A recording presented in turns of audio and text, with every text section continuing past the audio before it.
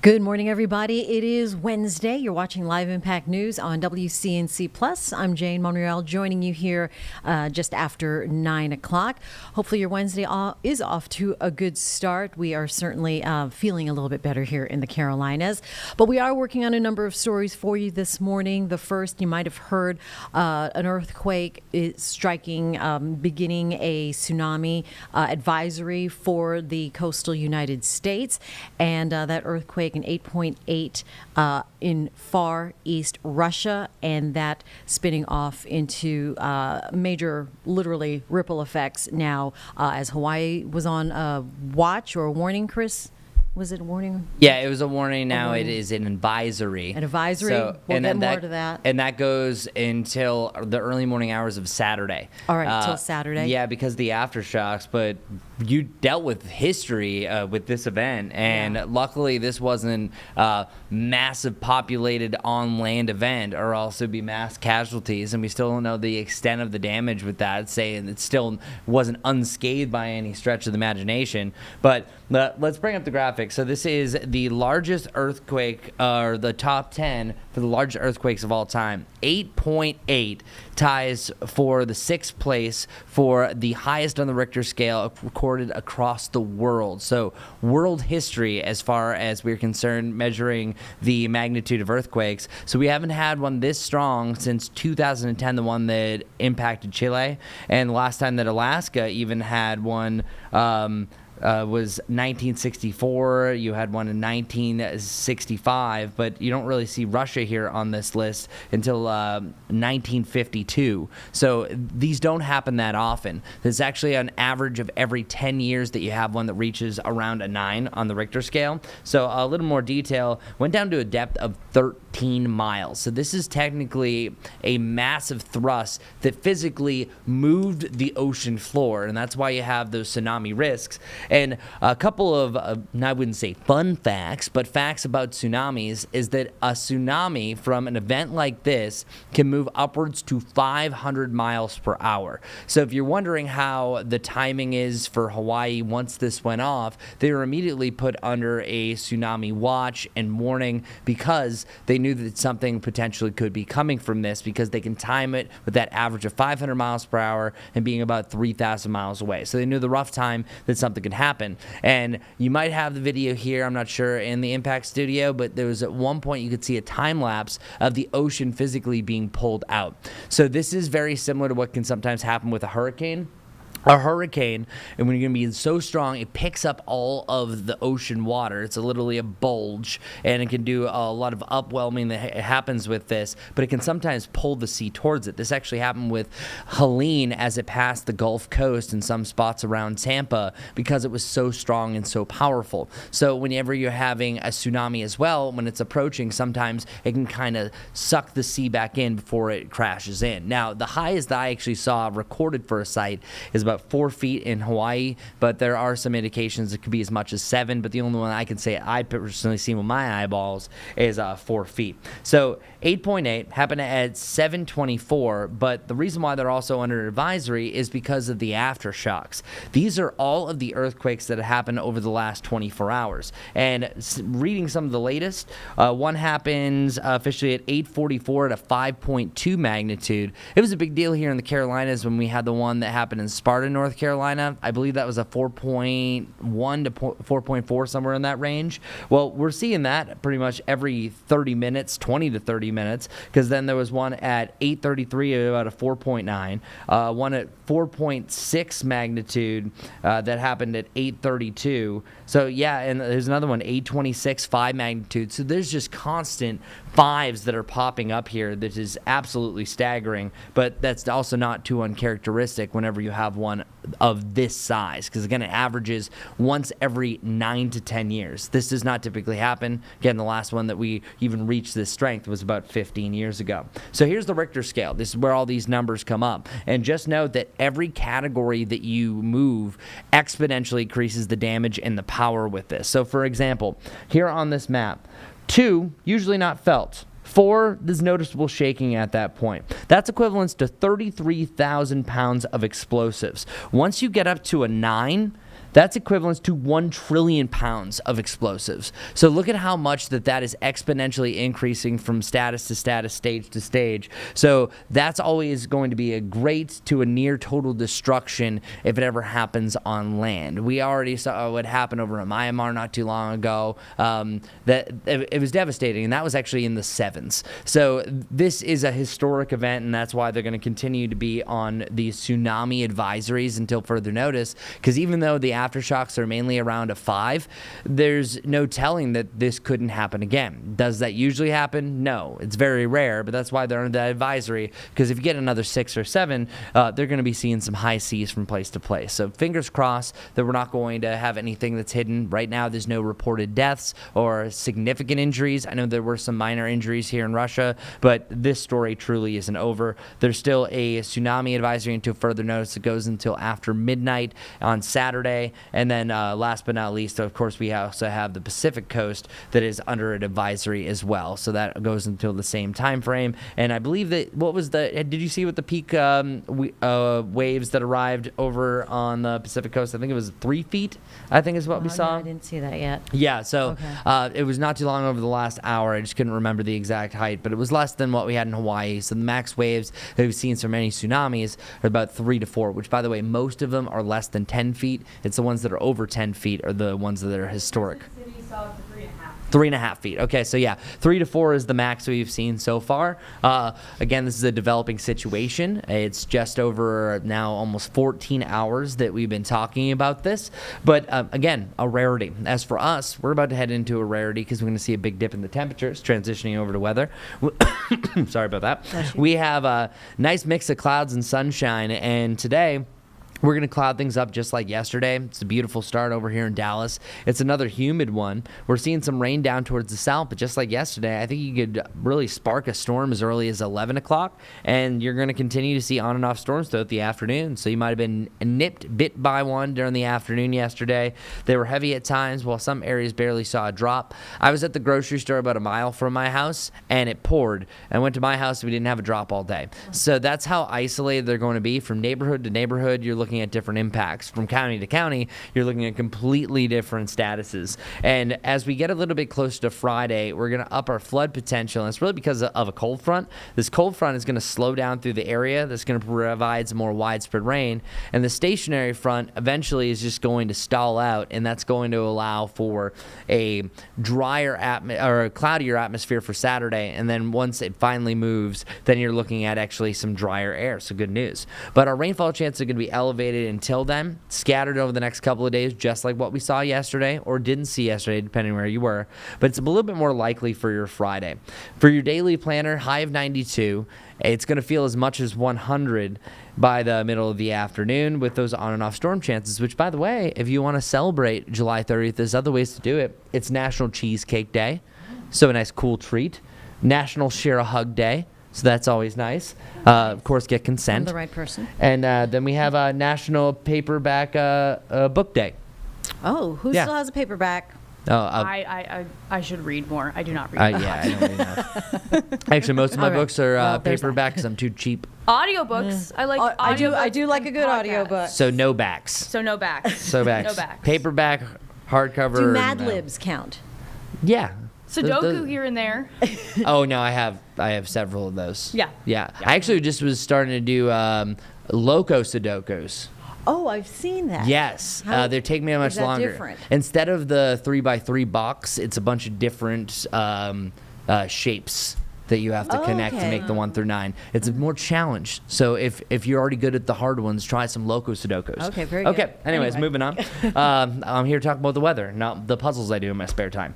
So you have a chance for a shower, as I mentioned, as early as 11 o'clock. This is just like yesterday. 11 to 2, you can see isolated storms. These become more scattered as we work our way through the afternoon.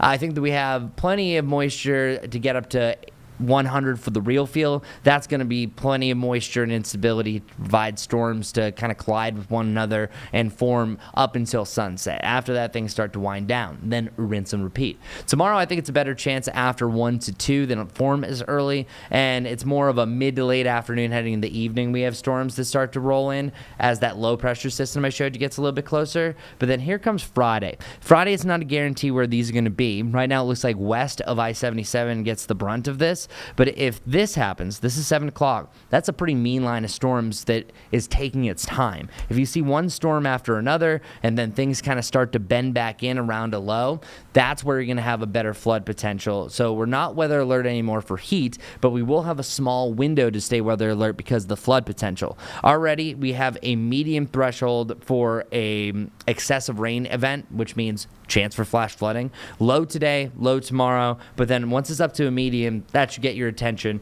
come Friday, because these events oftentimes will compound. So if you receive a lot of rain yesterday, you do it again today, and say if you do it again tomorrow, and if you're having a training storm system, you have a chance that that flash flooding is going to happen just like that. I'm actually a terrible snapper. That one was actually not too bad, so I just want to pat myself on you guys are good. I'm not even going to Snap. replicate it because I'm Years a of snapping. We do snaps. That's really nice. snaps. Especially with the jazz dancing, you have to Yeah. feel you have to be a He good snaps. snapper. Jane and I are Snaps. both dancers, so snapping's Dances. been a part of our life for a long time. and Zoom culture, we give snaps, We right? snap. Man, that's really good. You don't have to give me a snapping Anyway. lesson after this. Anyways, flash flood risk later on Friday and Friday night. Training storms because you have tropical moisture, and that's another thing to mention. It literally is going to feel awful as far as the mugginess goes on Friday. You will notice the difference because that's going to surge in before the front. So just stay alert for updates. Great place to do that is WCNC Plus. That's right. Training storms. Here's how it happens. What happens is one storm pops up. Question, you two. Have you ever felt that breeze that just comes out of nowhere on a hot summer day? Yeah. Sure. Okay. Great. Well, oftentimes that is the outflow boundary of a thunderstorm because the rain, when it hits the surface, is going to provide what's called evaporational cooling. That evaporation cools the atmosphere, so sometimes it can cool as much as 10 degrees. For instance, there's actually a formula, and it's called the wet bulb temperature, that I can figure out what temperature that we could drop down to a minimum if it rains. That's 82. So if we hit 90 in the middle of the afternoon and it rains, temperatures could drop as low as 82 before they start to warm back up. But what's going to happen on Friday specifically, you're going to have these flows that push out, drive into that hot and humid environment, and it's more humid on Friday, especially along a front, that can form a new storms. It can form a train like this. And if you have a conveyor belt, something to push it like a front, that is the best chance that you could have flash flooding. So that is the setup that we have for Friday, and I want everyone to be on guard for that potential.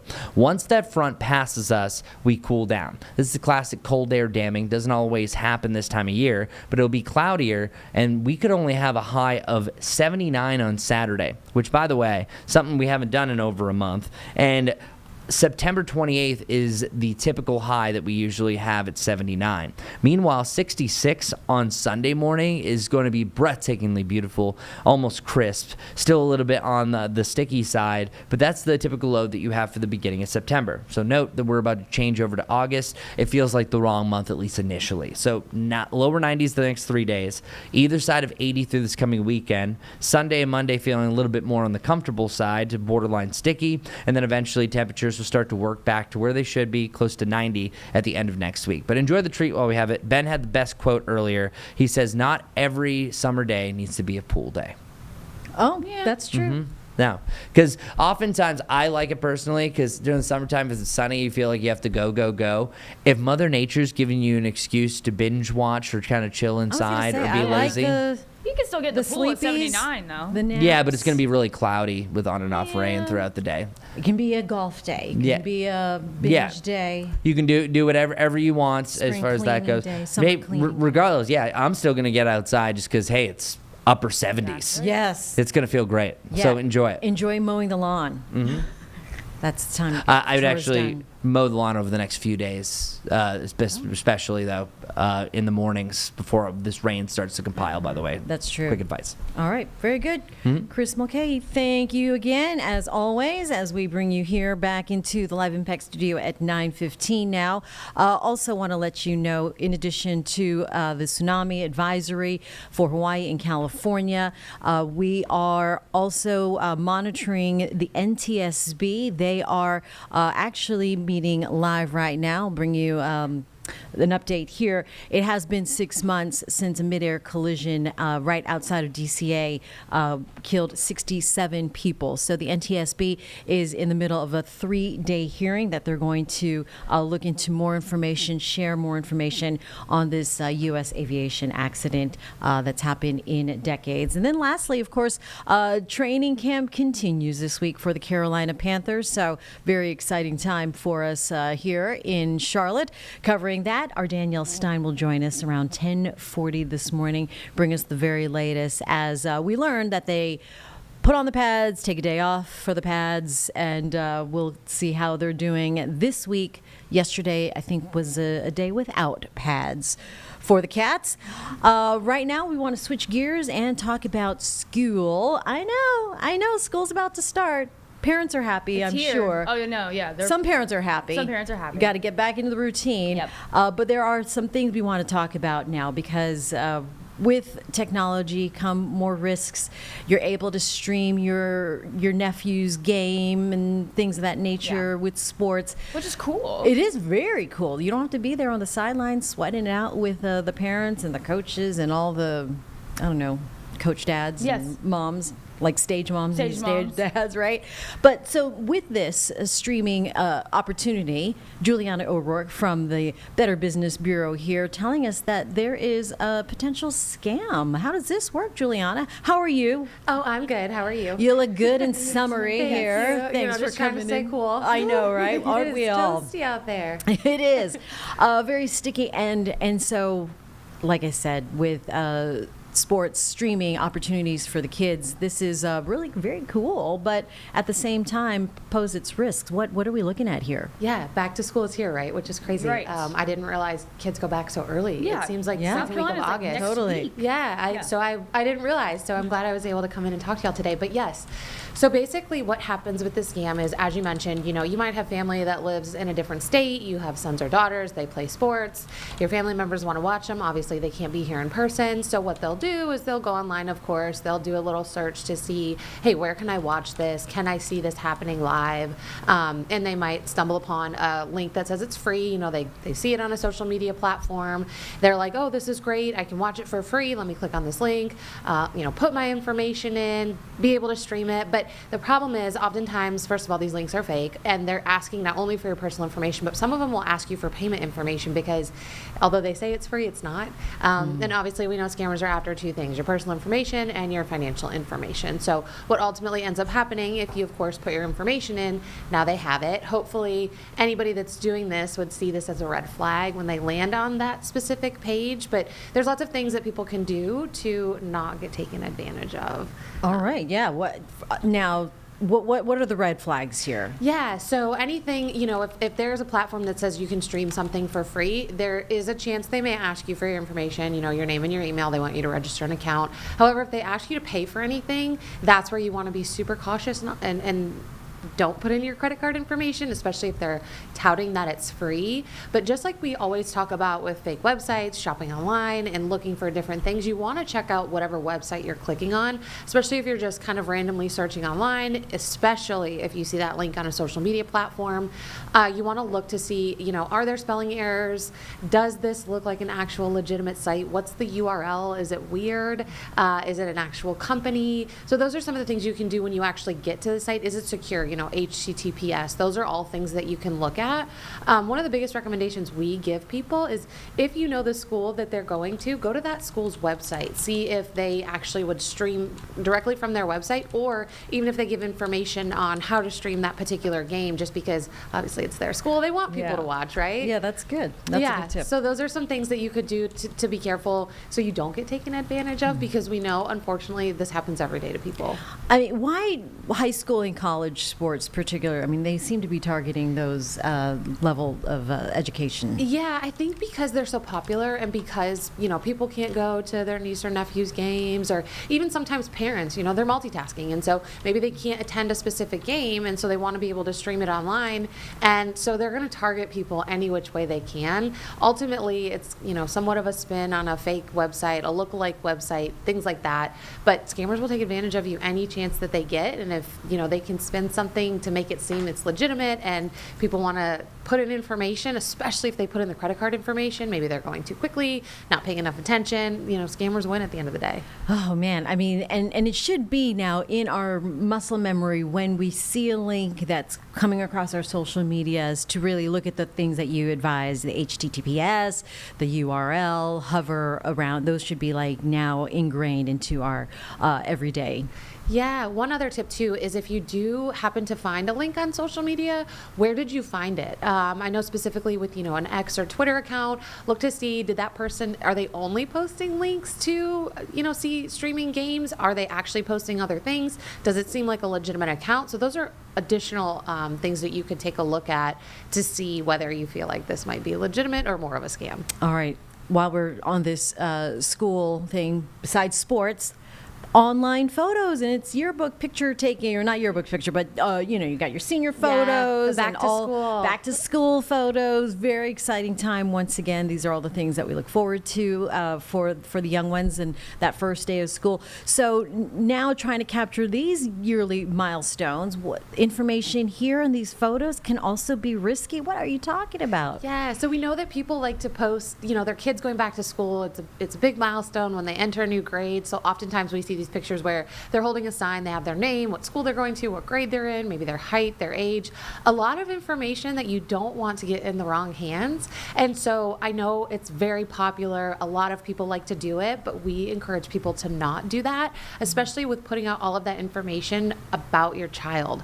Scammers can take that information, they can try to make friends with your child. Now they know where they go to school. And if somebody approaches your child and they know all this stuff about them, they know your parents' name, and they say, oh, I'm friends with your parents, I know you're in this grade, I know you go to school here, and I know you're such and such age, and all these things, that is really scary, especially for, a child that's young. They would potentially trust this person. And so also we know that 59% of adults use names and birthdays in their passwords. So it actually also puts you at a potential risk, because if you have any of that information in a password, that could potentially give scammers an idea of, oh, okay, maybe I'll use some of this information to try and hack their password. Oh my gosh, that is amazing. All right, so want to keep some of that personal information off. And how is it best to secure some of these social media accounts then for the kids? Yeah, so we just encourage not to post any of those photos. If you do, make sure there's nothing in the background that would show where they live or where they might be, or specific signs or a bus stop or something like that. If you want to post photos of your kids, it's one thing, but to post it with all of that information is another. And so you just want to be very careful about posting anything like that. Also make sure you're only friends with people on social media that you actually know. Don't accept friend requests from people you don't know. I know I personally don't accept people that I don't know, just because if I don't know you, I don't Right. really Even with privacy settings. Yeah, so make sure your privacy settings are set, how you want them to be. We always, like I said, encourage people, if you don't know them, stranger danger type of thing. And same with your kids. So just be really cautious about what you're posting about your children online.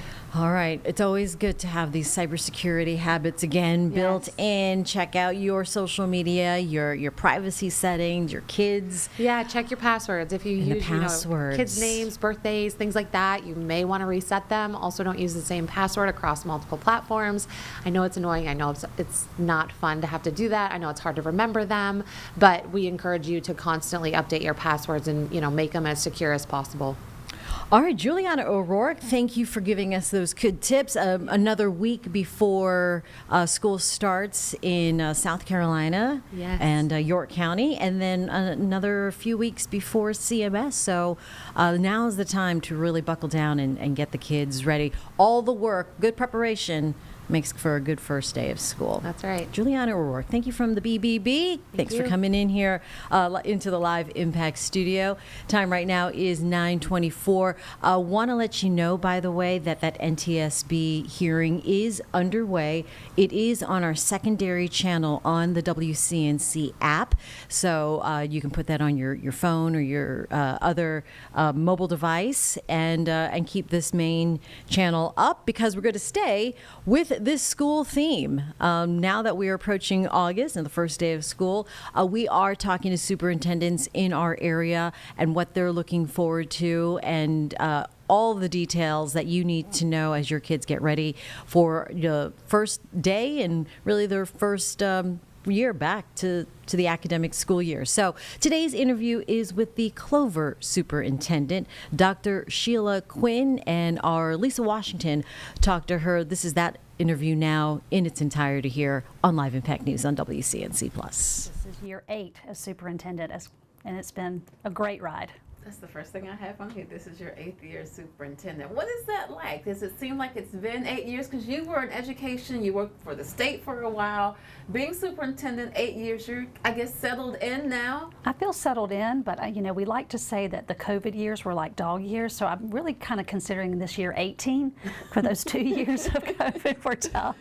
But no, this is home now. My children graduated high school here, and even when I worked for the State Department, I lived here. So this is where I always wanted to be, and I'm just so glad to be serving 8 years in. What are you looking forward to this year? I know you have a lot of things going on in the district, the growth, the new schools coming next year. What are you looking forward to with the start of this school year? Well, a couple of things. Our theme at Convocation this year was all in, 100% committed, 100% together.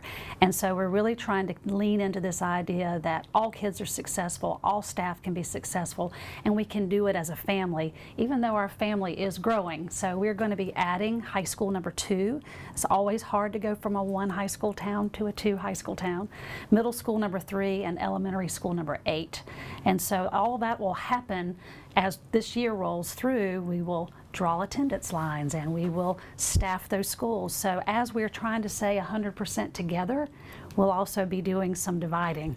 And so our theme was really special this year to try to remind us our community will respond if we handle this well, and we've got to be together. 1 school is a lot. Yeah. You're talking about 3 at one time. We were able, over the course of several years, to put money in a building campaign that is funding a lot of the furniture, the fixtures, the equipment. So about $17 million of that, of the new school funding, our district saved over time. So that's going to help. But it's just when you double in utility bills and you double sports programs, all of those things will be things that we have to bring in the next year's budget. So the next year's budget's going to be an interesting opportunity for us to figure out how much we can really do to keep costs down, but Right. also fund these new schools. Got to So keep the lights on you got to keep the lights on. and the AC when it's hot. And you're probably going to have to hire a few more teachers. So. For sure. And it's not unique to your district, really to the area, but this is being done in response to the growth. We've had tremendous growth, probably 250 to 300 kids per year for the last 7 or 8 years. Then we had a little bit of a lull this past year as our developments were built out, but we've got 3,000 more homes coming in the next 3 years. So we're going to see another uptick, we believe. And I know that one of the things you've been focused on, I was reading this morning actually as superintendent, is keeping kids engaged. And you said, particularly with the high school kids, like if I can get them through 9th grade, I can get them to graduation. Tell me about your focus and why you put so much importance on that. Yeah, so the state has a metric called On Track to Graduation, and it's something we've been working on here in Clover before it was a part of our accountability. But I'm really proud to say that we had 96% of our 9th graders who earned their English and their math and 4 other credits, so they're on track after 9th grade. And we had 96.1% of our 10th graders who had 12 credits at the end of that year, including their English and math for that second year of high school. So when you are able to maintain kids on track, you can do things like hit a 95, 96% graduation rate, which of course is not only important for us as an accountability to our parents that we're doing the right thing, but it's great for our kids. Wonderful. What are the biggest lessons that you've learned being on the job 8 years? Gosh, that's a hard question because you learn all the time. I think that the biggest thing that I've learned is it's about your people. You know, you can talk about strategies and systems, and all those are important. We call them the metrics we're moving. Those are all important, but it comes down to day in and day out. Do people trust you? And when I say people, I'm talking about our staff, but I'm also talking about our community and our parents. Do they have on what we say we are going to deliver, that kids are going to be successful, productive, and responsible, and they're going to have opportunities when they leave us. So when you rely on your people and you take care of your people, they can then deliver for the students. Let's talk about taking care of your people, because Clover did what hadn't been done in the county with the starting salary of $50,000 for teachers. That speaks volumes. I know it's not a one-person effort, but also with retaining teachers, with recruiting teachers, when they see that $50,000, I mean, that's some money. That is, and it's certainly something we'd like to continue to grow on. We have an initiative called Destination District. We want to be a place where people want to come, and so from a recruitment standpoint, but more importantly, they want to stay. So that move was a part of our Destination District initiative. We also did pay raises for all of the other job categories as well. So everybody got a little bit. We did focus more heavily on our teachers that year, and it's something that our board would like to continue to do over time. The other big part of that was, so that's on the front end to start it at 50. We also began to add steps on the top end. So we used to cap out at 23 steps. We've added all the way up to 28 steps. We'd love to take that out to 30 and 32 steps because we're not going to recruit enough teachers to get out of the teacher shortage. They're just not coming out of college fast enough. We're going to have to keep our veteran teachers. So it really is both of those two things. How does this school year look as far as like staffing positions with teachers, other staff? We are almost completely staffed, knock on wood, because we have had some late retirements here in the summer or late moves. A lot of teachers will move, get relocated. Their husbands or wives will get relocated. But we're almost fully staffed. We have a couple of special ed positions that we're still trying to interview for. But we really do benefit from our location at the top of the state. We can recruit out of Gaston. We can sometimes recruit out of Charlotte when teachers retire and want to come and still work. So that's a solution for us to be on the border. And we get a lot of from Winthrop and a lot of the in-state colleges that teachers want to move up and be around Charlotte. So we tend to be a district they look at. Is that the biggest challenge? Was it, recruiting teachers? Like, what are some of the biggest challenges? We've done pretty well on the recruitment side. I can honestly tell you that the retention side is really where we need to focus now, because again, teachers have options. They move, they get married, they have their own families, and so we really have to work hard to keep the incentives in place that will keep them. So for example, our teachers can bring their children here to work, to school here, so that when they come to work, their children can come to work. We have the largest 4K program in the area, so we have over 320 full-day 4K children. Wow. So every school has 2 to 4 pre-K classes, and that's a benefit when your children can start in pre-K. We really, really work hard. We hire more teacher assistants than any district around us, which there's secret sauce in that. When you have support and help as a teacher, you're not alone in the classroom, that's an incentive to keep working here. So those are some of the things we're trying to do to make sure we can retain our staff. That's very important. And as you said, I mean, having teachers who the kids and the parents know, who live in the community, who are from the area, that helps. But as you said, keeping those teachers long term, it's a win-win for everybody, it seems. That's correct. Are there any changes that parents or students can expect for this school year? Anything that the district is doing different that they haven't done before? No major changes. I think the biggest change we're going to have is the attendance lines that will start in August. Okay. So that's been the top of everyone's mind. When are you going to let us know what schools our neighborhoods are going to be zoned for? And our board has a pretty aggressive timeline for that. So we will begin to explain those lines to our community at the end of August. We will spend the entire month of September in focus groups and community meetings to talk about those lines, and the board would like to approve them by the September board meeting. So it's going to be a lot, and it's going to happen pretty quickly.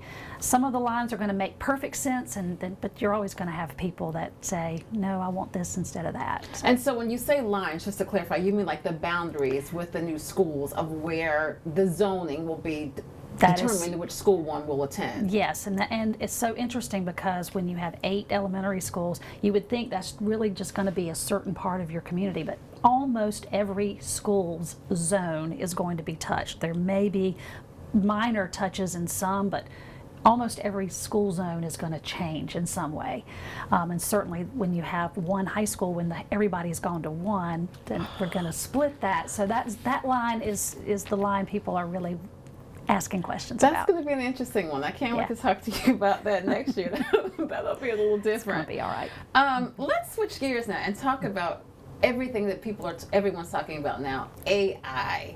How is that integrated into your school, into the classroom, to day to day? Is it something that the district is embracing, or? It is something we're embracing. I will say that we have slow played a little bit in terms of just trying to use it in responsible ways. It's a tool. We have Copilot on our email, and we certainly use it when we have to, write lengthy things, give a speech or things like that. Our teachers are the most creative with it. So in a pre-K class, for example, we had teachers, they teach the children Old MacDonald How to Farm. The kids learn that tune. And now we're going to study seasons, and you can have AI help you write a song to the seasons to the tune of Old MacDonald How to Farm, so the kids can continue to sing things that they know but get their different content in another way. So just quick ways that I've seen teachers just employ it so that they don't have to work harder, they can work smarter. Well, let's talk about parents now, because so often we hear from teachers saying, it's important for parents to be involved. We can teach the kids, we can work with them, but we need the parents as partners. Yes, our parents are amazing. Let me just go ahead and say that. Okay. Largely supportive of our schools. We have school improvement councils and PTOs at every school, and that's pretty typical. I have a parent advisory committee that every year we meet with them 6 or 7 times. We co-create what I call the curriculum.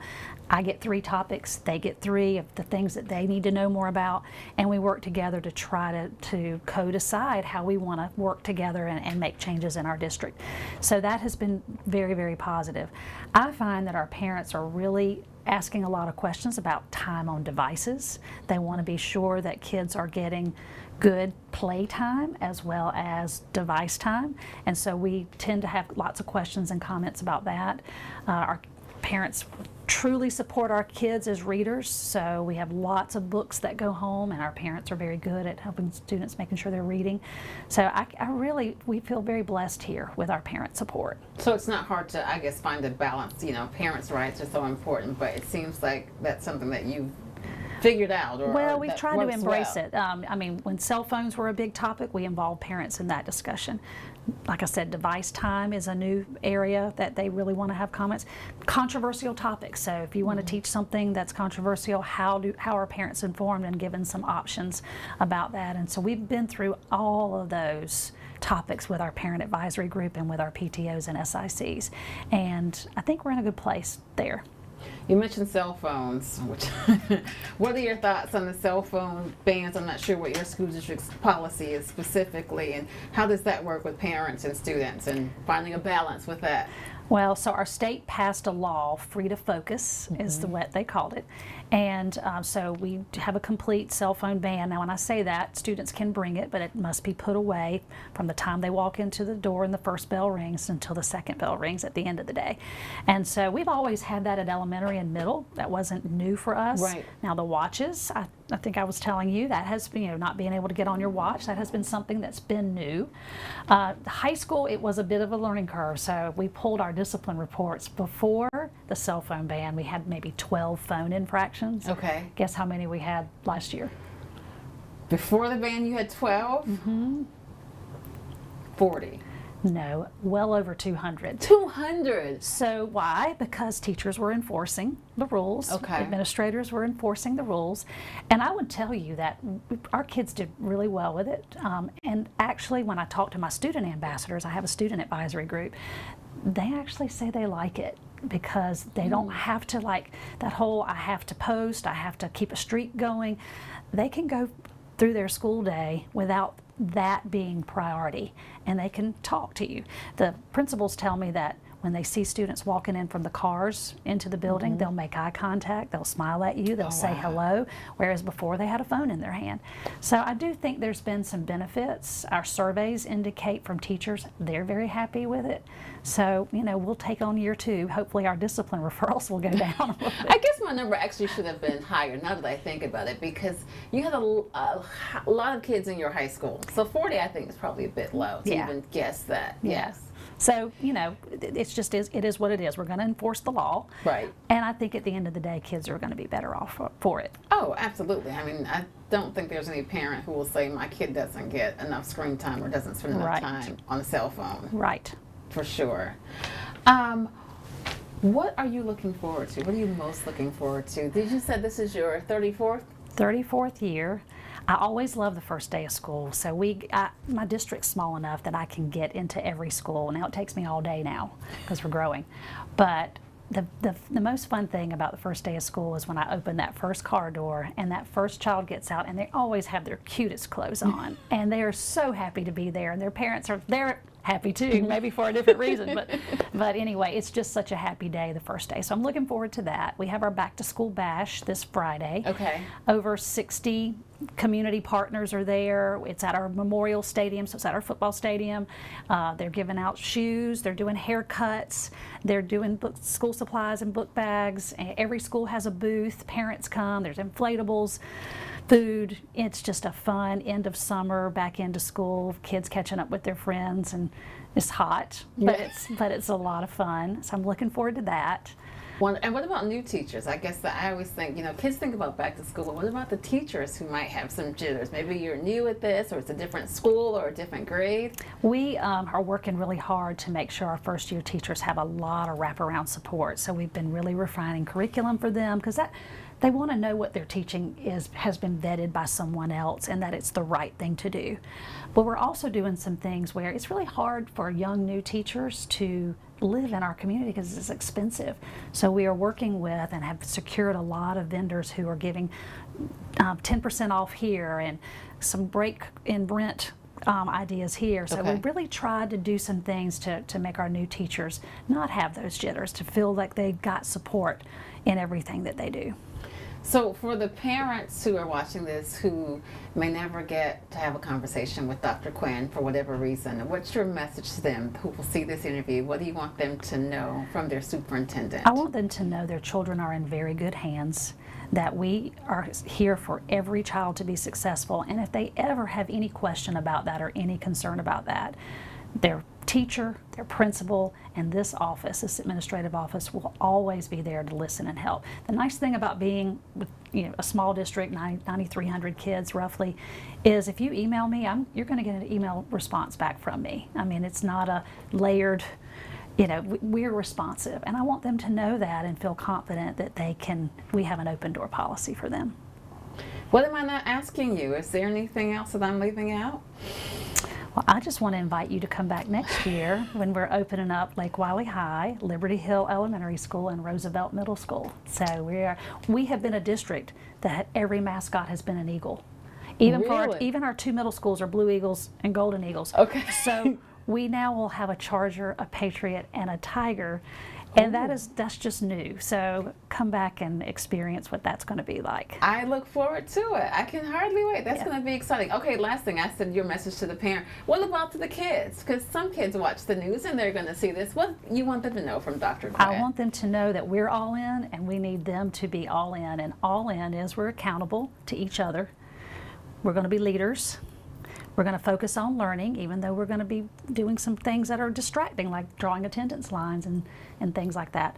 We're going to include everybody, so your voice is going to be heard, and we're going to make sure we nurture each other and our kids. So I want our kids to be all in with us. And that was our Lisa Washington talking to the superintendent for Clover School District as everyone in South Carolina gets ready for that first day of school.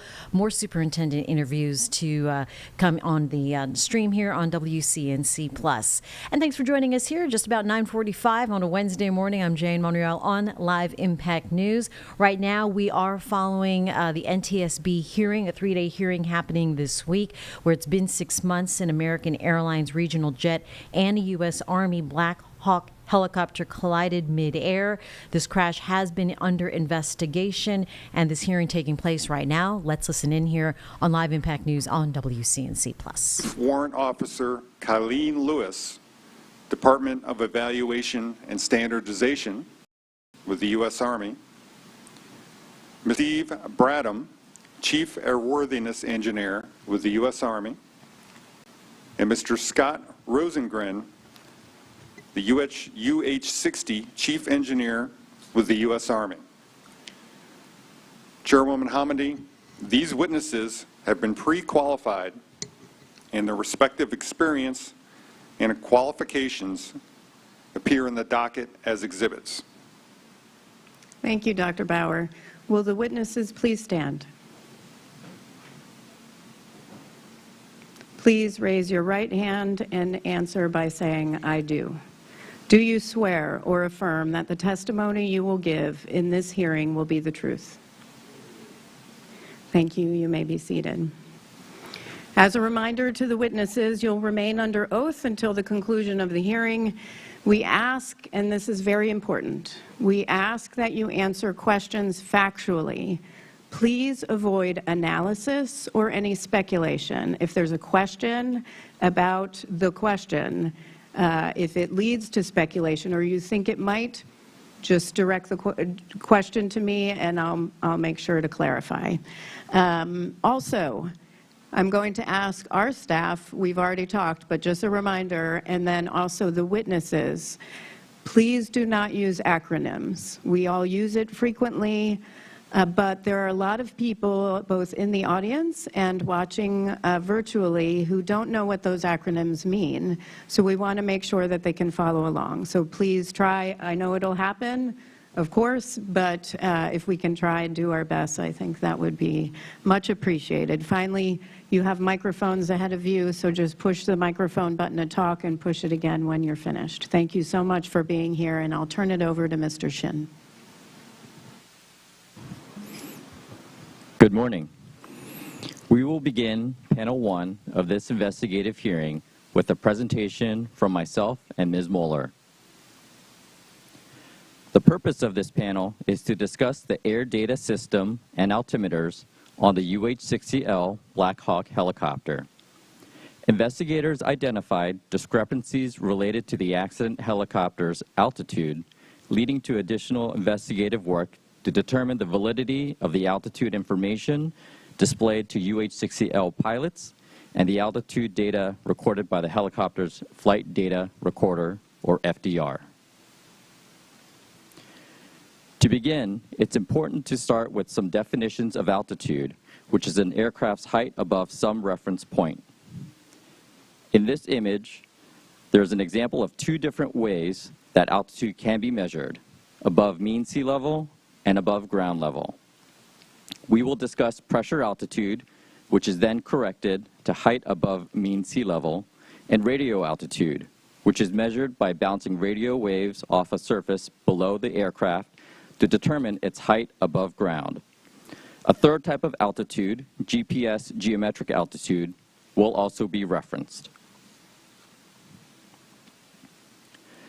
Generally, atmospheric pressure decreases with increased altitude. The air is thinner on top of Mount Everest compared to near sea level, such as Washington, D.C. The International Standard Atmosphere Model, or ISA model, defines an altitude for a baseline pressure of 29.92 inches of mercury at sea level. If you measure the static air pressure around an aircraft, it can be compared to the ISA model to determine how high the aircraft is.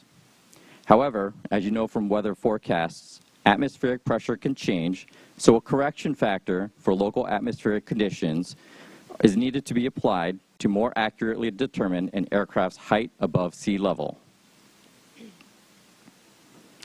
A barometric altimeter is essentially a barometer that measures static air pressure and displays an altitude in feet. The image on the right shows a UH-60L barometric altimeter. Local atmospheric conditions that necessitate a correction factor can be applied to the altimeter using a barometric adjustment knob. This local altimeter setting corrects the ambient pressure altitude to the helicopter's altitude above mean sea level. The barometric setting for the altimeter is shown on a 4-digit counter in the altimeter setting window, also known as the Colsman window. Local altimeter settings are broadcast on Automatic Terminal Information Service, or ATIS, and by Air Traffic Control, or ATC. Multiple cockpit instruments, including the barometric altimeter, measure static air pressure surrounding an aircraft as part of their function. Static ports supply static air pressure to these instruments via a series of tubes. Static ports can be located on the fuselage as shown in the yellow arrows in this image.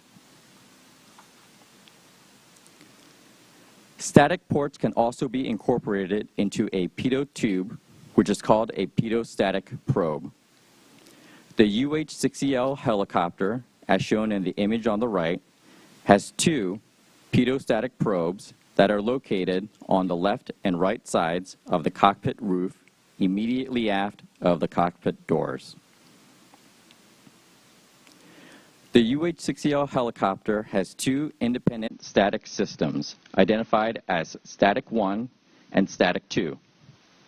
Each pitot-static probe has 1 port for its pitot system, 2 ports for its Static 1 system, and 2 ports for its Static 2 system. The right pilot's barometric altimeter uses static air pressure from the Static 1 system, while the left pilot's barometric altimeter uses static air pressure from the Static 2 system. The simplified diagram on the right shows how the Static 1 system supplies static air pressure to the right pilot's barometric altimeter. An air data transducer also uses static air pressure supplied by the Static 1 system. Outputs from the air data transducer are used by multiple helicopter systems. One of these systems is the remote data concentrator, which receives uncorrected pressure altitude data and supplies that data to the Integrated Vehicle Health Monitoring System, or IVHMS, which includes the Helicopter Flight Data Recorder, or FDR. Next, Ms. Moeller will discuss the pressure altitude data from the Black Hawk's FDR that was analyzed for this investigation. With that explanation of pressure altitude and barometric altimeters, I'm now going to discuss the altitudes recorded by the accident helicopter. This plot shows the FDR recorded pressure altitude in blue for a portion of the flight. The blue dotted line is the pressure altitude corrected for the local altimeter setting. The red line is what we determined to be the actual height above sea level of the helicopter based on radio altitude and terrain, which will be discussed further in the next slide. The Army crew was trained to fly the helicopter routes around DCA using the barometric altimeter. The triangles show 3 pilot altitude callouts recorded on the CVR during this portion of flight. Altitude callouts showed a possible lower than actual altitude understanding by the crew. To explain how we determined the helicopter's actual height above sea level, I'm going to start by walking through the altitudes recorded by the accident airplane. The CRJ recorded 3 types of altitude measurements: pressure, radio, and geometric. As discussed at the beginning of the presentation, radio altitude is measured by bouncing radio waves off the terrain below an aircraft, and geometric altitude is determined by GPS satellite triangulation. These 3 types of altitude are shown in this plot as recorded. Like pressure altitude, radio and geometric altitudes must be corrected for local effects. When these 3 independently measured altitudes were corrected for local conditions, they showed good agreement by being within 10 to 20 feet of each other, confirming they were reliable measurements of the airplane's height above sea level. After some additional checks at known ground locations, the CRJ's altitude was considered well validated.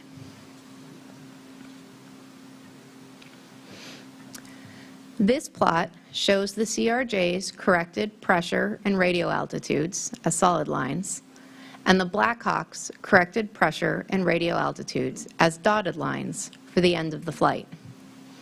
The Blackhawk was not broadcasting to ADS-B, so no geometric altitude was available for comparison.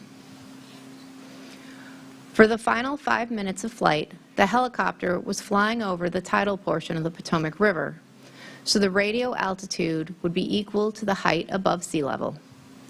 Additionally, later testing of similar helicopters, which will be discussed next, showed good agreement between geometric and radio altitudes while over the river, adding an additional level of confidence to the radio altitude's accuracy.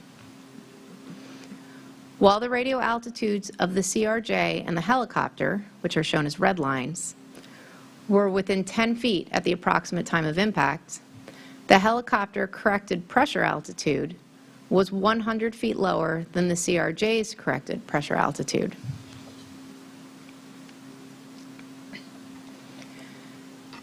This picture shows the instrument panel of a UH-60L.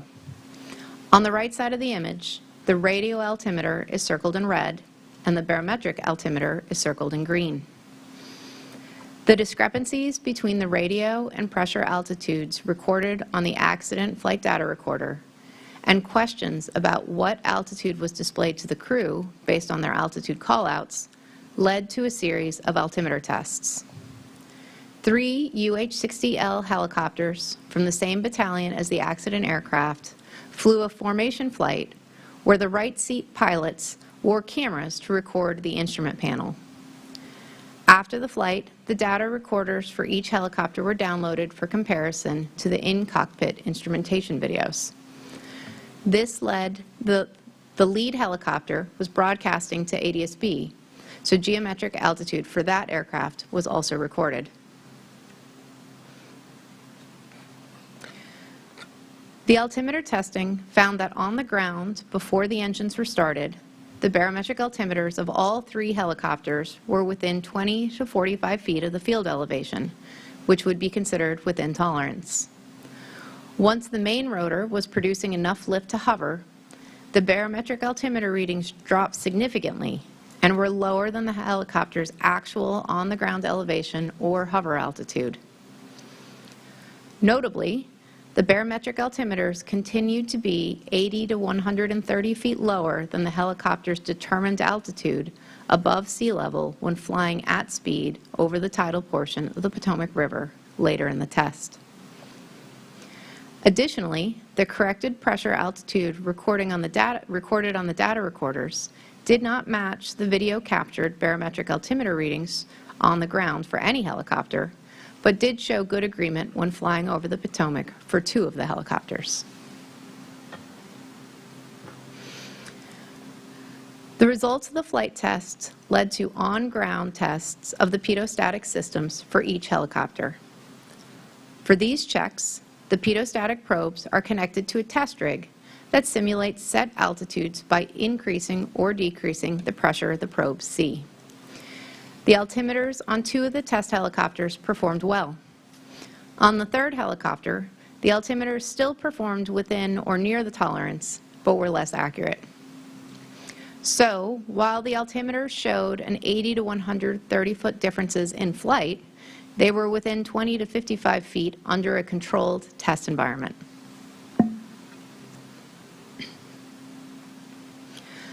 A helicopter's rotor system produces the lift and thrust that allows it to fly. The winds that you feel when you are near a helicopter taking off is the downwash produced by the rotor, which changes the air pressure around the fuselage of the helicopter, making it challenging to measure an accurate static pressure to determine altitude. The controlled environment of the pitot-static ground checks eliminated all rotor downwash effects, and those results also match the flight test altimeter readings that were made before the engines were started. But once the helicopter rotors were turning and producing lift and thrust, the altimeter readings lowered significantly and stayed lower throughout the flights. In summary, we found discrepancies between the FDR pressure altitude and determined height above sea level for the accident helicopter. Subsequent testing showed discrepancies between the cockpit barometric altimeters and the determined height above sea level on 3 other UH-60Ls. The objective of this panel is to learn more about the design of pitot-static systems and the altimeters, the unique challenges in designing such systems for helicopters, and how the accuracy of these systems is determined and maintained. Another objective of this panel is to learn more about how parametric data, particularly from the air data systems, are validated for flight recorders. You are watching Live Impact News on WCNC Plus at 10 o'clock. I'm Jane Monreal. We thank you for watching here as we are listening in live on a 3-day investigative hearing happening in Washington right now. They began their first day just moments ago. This 3-day investigative hearing on the January mid-air collision that happened outside of Ronald Reagan Airport back in January. And so they are just releasing and revealing more information on that for the next few days, as we will continue to monitor things there live and dip in here and there. But at 10 o'clock, we are also trying to get you caught up with weather. And for that, thank goodness, we are no longer weather alert. I can't believe it. Becca Birdsall, meteorologist, is here now joining us in the Live Impact studio. This is great news, Becca. It's an exciting day. It's a very exciting Feels like day. it's long overdue. It's been a long stretch of hot weather. We've been talking heat advisories, extreme heat warnings, and you know what? That is not going to be a thing for today. Now, it's still going to be hot, but with more afternoon clouds, better storm chances. Just not going to be something that we have to deal with for today. Now, it's still going to be hot, just not going to be as hot as it has been, and in fact, we'll see those temperatures really cool down as we head over the next several days. So my bomb guard just lost out on me, but, that's okay. so I'm going to try and fix it. You can see across the area from our Mr. Sparky Carolina Cam Network. Got lots of sunshine out there, and temperatures are heating up. Now, just like yesterday with the rain, clouds, and thunderstorms, that is going to be the same trend for today. We are not under any sort of severe weather threat. So that is going to be the good news. Oh, beautiful view from Lake Norman. A little bit of a breeze out there, and you notice definitely not as muggy as you step outdoors. Now, we'll likely see those high temperatures still in the middle 90s today, and those that don't see relief from the showers and thunderstorms will be very hot, likely feeling like the triple digits out there. So we'll likely see this trend cool down over the next several days. By the time we get into Friday, lower 90s, and this weekend, lower 80s, and trending just a little bit drier for your weekend as well, likely with still lots of clouds out there. Is that Carowinds? That's Carowinds. Let me switch it to the Fury cam. Hold on, give us a second. Okay. We'll see the people go up on the. Hopefully, we got some As they do the slow little ascent. loop. Yeah. We'll see here in a second. I'm sure the lines for Carowinds have been just out of control over the This is the past last couple of days before school starts, so you imagine Get your everybody's last trying to get their last little ha-has in. Carowinds day in. Exactly, and enjoying the water park for sure. I imagine that is going to be the place to be. Now, again, dodging a couple of showers and thunderstorms. Currently dry, though, across the area, and my BOMGAR is back up, you guys. So I'm All right. reconnecting so I can show you the future cast coming up. But again, it's been a hot stretch of weather. We've had 23 consecutive days of 90 degrees plus, and we are looking to break that trend as we head into the weekend. Doppler radar currently dry, clear skies out there, 84 degrees here in the metro, 84 in Statesville, 76 in Salisbury, 79 as you step outdoors over towards Sherrod. This is what it feels like. Feels like 92 already here in the metro, feeling like 83 over towards Sherrod, and 84 as you step outdours over towards Rockingham. Look at that. No heat advisories for us today. Would you look at that? Wow. Wow. Yes, this is a nice, refreshing sight to see. Now a little bit further off to the east, over towards Southern Pines, Raleigh, over towards the Carolina coast, it's still going to be hot with the index values 105 to 110. For us today, lower to middle 90s. That's what we'll do for the afternoon, cooling down into the 80s later on this evening. And here's that setup. We've got this cold front that's going to be pushing in, but the thing is with this, it's going to be slow moving and it's going to stall out, and that's what's going to provide several rounds of rain as we head over the next couple of days. So here's 2 o'clock. We've got a couple of showers across the metro, but the majority of the action up towards the high country. Then fast forward to 5 o'clock, a little bit more active, especially alongside that I-40 corridor, and a little bit more action over towards our South Carolina counties. This will continue scattered widely through about 9, 10 o'clock. This is 11 o'clock. Notice as we lose that daytime heating, those rain chances really do start to fizzle out. And guess what? We'll do it all again for Thursday, basically from midday all the way through about midnight. So this is 2 o'clock, again, starting from the mountains, eventually pushing down into the metro, especially between around 4 to 7 o'clock, which is prime time for people as they travel home for work, so keep that in mind. We'll be dodging a couple of showers there, ending around 10, 11 o'clock. And then by the time we get to Friday, this is the day that we are weather alert. Heavy rain and thunderstorms is going to be the trend. So counting it all up, totaling it all up now until early Friday morning, some locations with those heaviest rain bands could pick up anywhere from 1 to over 2 inches of rainfall. So flooding is going to be the biggest concern, especially as we go into Friday afternoon and evening, because the soil is already going to be so saturated in many locations. So this makes it easier, it acts like a water log for additional rain to come down.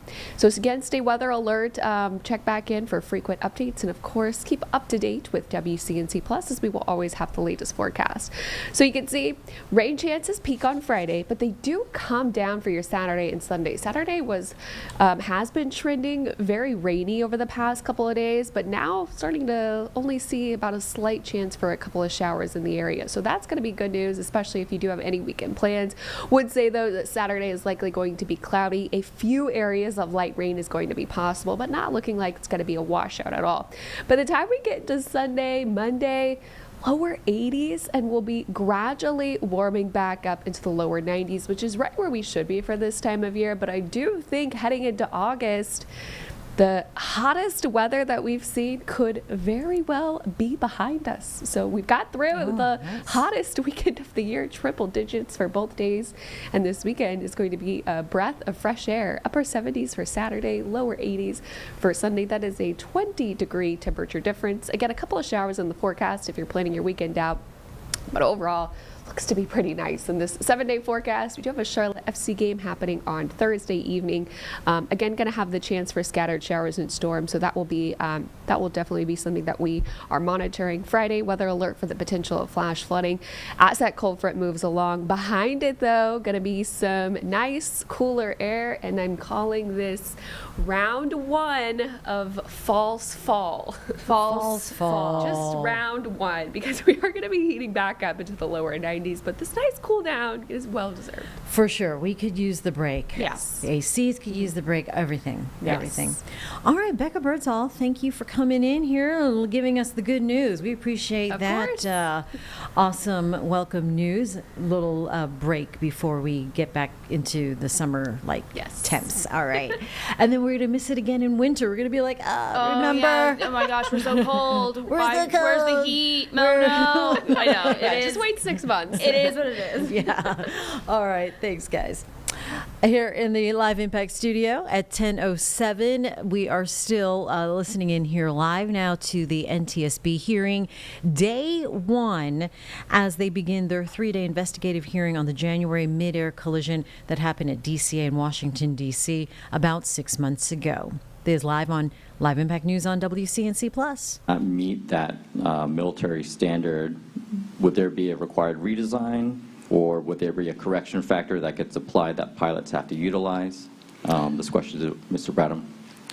Yes, I think that would depend very much on the specific circumstances. There were, looking back through the historical documents, there were cases where there were small out of spec issues. One knot over a standard in one place, and the decision is made, by the government and the contractor that there's no further action required there.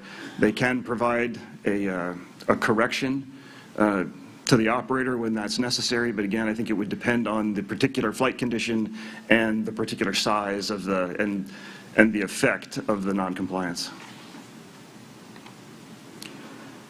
Mr. Cooper, for the UH-60L helicopter, the pitot-static probes are placed above the cockpit, which is closer in proximity to the main rotor. What are the technical considerations that would lead for those pitot-static probes to be placed closer to the main rotor? In line what I stated before, it's a balance of the total set of requirements. So again, for a military utility helicopter operating in the landing conditions it does, placement of the probes lower, as I said, could expose it to ingress of material, danger to maintainers, damage during ground operations. So that would tend to give guidance, provide an alternative by putting it above the cockpit, as was done on other military models, Sikorsky and others produced at that time.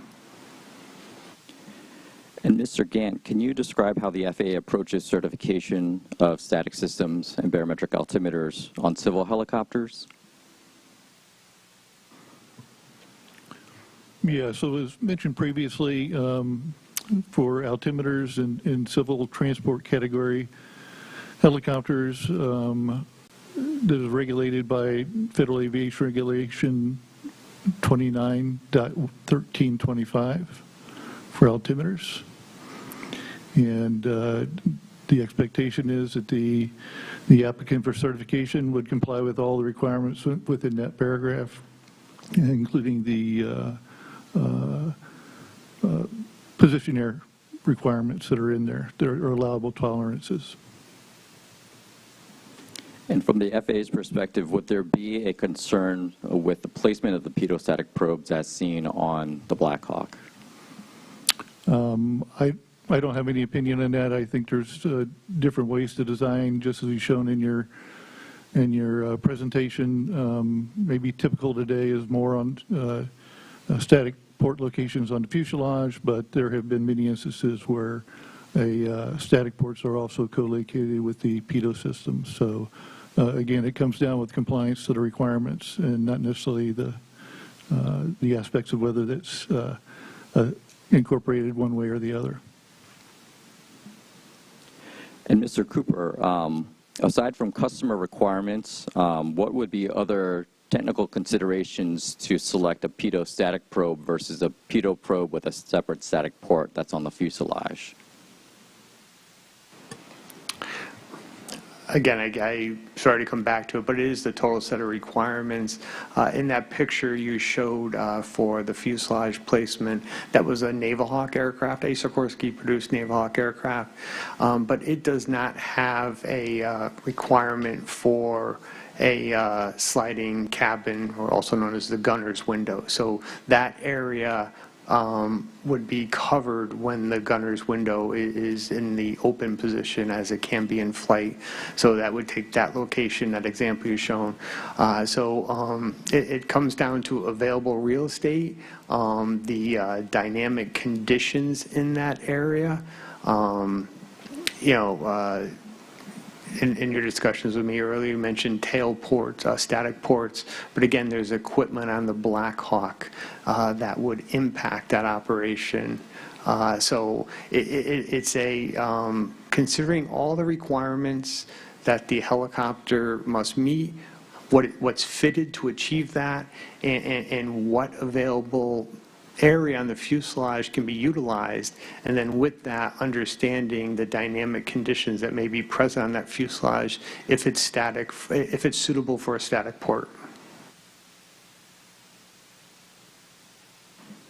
And Mr. Bradham, aside from the Static 1 and Static 2 systems on the Black Hawk, are there alternate static sources?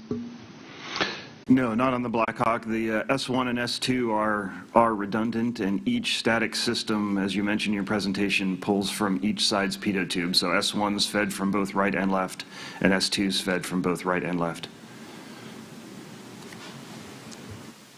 Okay. Can you please, Mr. Cooper, this question's for you. Can you please describe the types of errors that can add up to ultimately affect the indicated altitude on the barometric altimeter? As was stated by the other gentleman, there's two prime areas. One of them has several contributions, but there's the static source error, and then there is the instrument error. The instrument error for this altimeter has several factors that builds up to its estimated error. Instrument error, consider a tolerance. There's a plus and minus, so when you come up with that error, there could be in the plus direction or the minus. Static source error, which is identified, the resulting is identified during flight test. It's usually a number as a function of airspeed, and it is not constant, but I would not call it tolerance. There's not a plus or minus. There is a number that's identified during flight test as a function of airspeed. And Mr. Bradham, from the airworthiness perspective, how are the stack up of these errors managed by the Army? So for the, from an airworthiness perspective, right, we have standards for each of the individual errors as they occur. So instrument error, so for the altimeter itself was handled for the Black Hawk by mil spec. It was a mil spec, it was 81852 and 81851, and that lays out a number of individual tests under specific conditions for a number of specific errors. So for example, inside the altimeter, there's two separate calibration tests, one for the Colsman window gearing and one for the expanding aneroid capsules. And there's different standards for those, and those are independent errors. So we don't have a standard to roll all that together. We do it by each individual error that occurs to make sure it meets tolerance. And I believe that's how it's done, not just in the Army. But then you have position error, and as I said, that's a mil spec 6115 alpha, which has a standard for that. So and then yeah, so that's how we manage it. Each one of the errors has its own tolerance defined, and there's corresponding civil standards. The FAA has a TSO, a technical standard order, that defines altimeter instrument error, and FAR Part 29 talks about altimeter position error, same as the mil specs used to.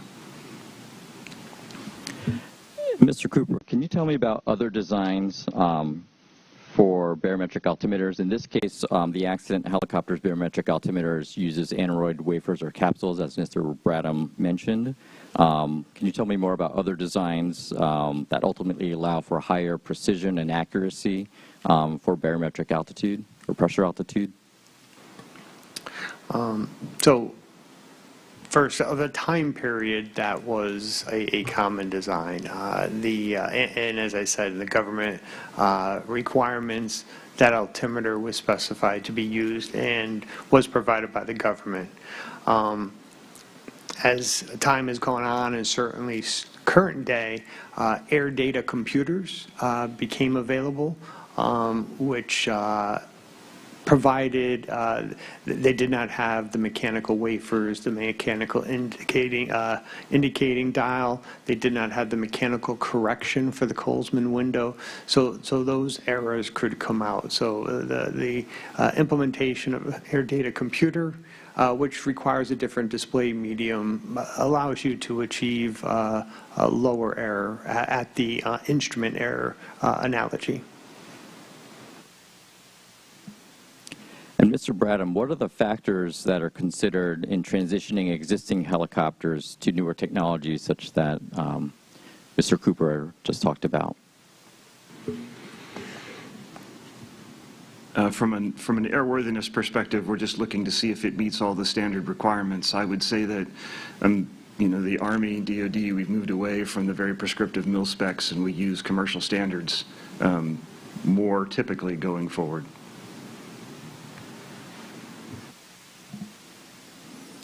And Mr. Gant, from the civil helicopter side, at what point do the design requirements warrant transition to newer technologies that we're talking about here with air data computers? Well, we don't prescribe when a new technology has to be introduced unless it's one that we think would improve safety to the extent that we would go through the whole process of rulemaking to make that technology available. Or a requirement, excuse me, in the federal regulations. And Mr. Gant, would changing operational requirements in the national airspace key into that decision of whether rulemaking is needed to require newer technologies? I would say it could factor into that.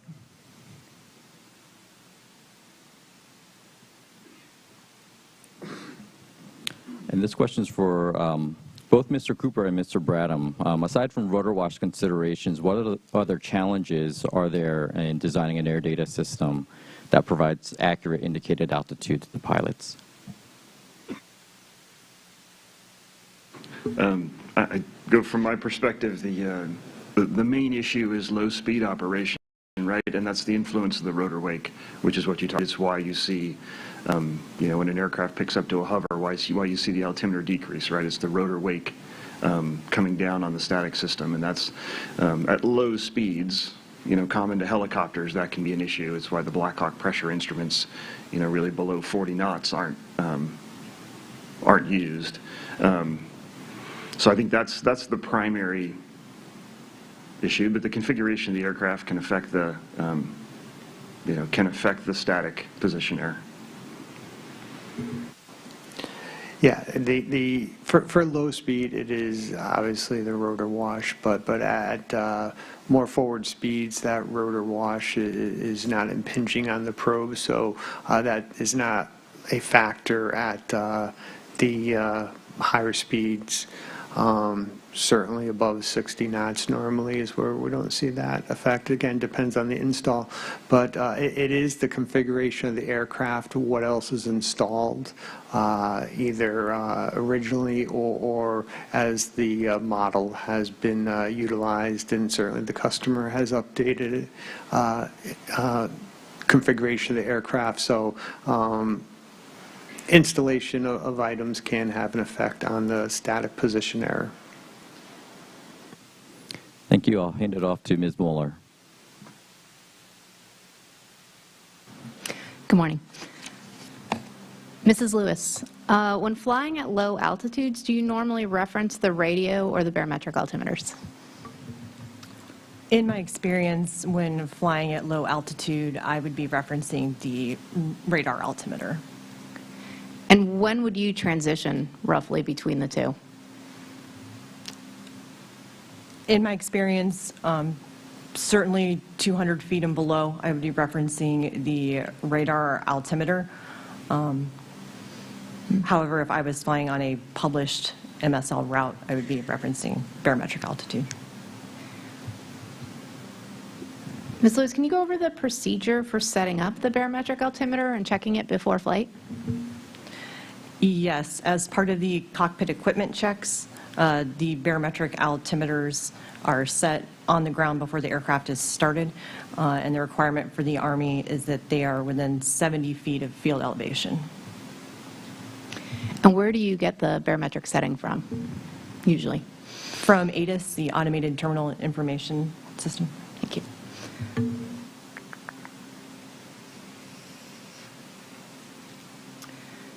Mrs. Lewis, what reason might you flag your barometric altimeter as being inaccurate? Aside from the initial check on the ground, in my experience, the only reason I would have to question my altimeter would be if ATC were to call me and question what altitude I was flying at, if I was supposed to be flying at an assigned altitude or on a route at a particular altitude.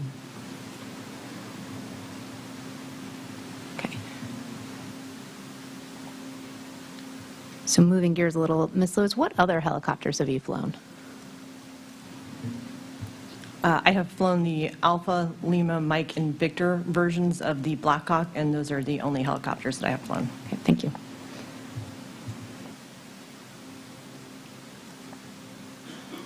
So on those other models, have you seen any differences between the Lima model and those helicopters for the barometric altimeter? Can you clarify the question, please?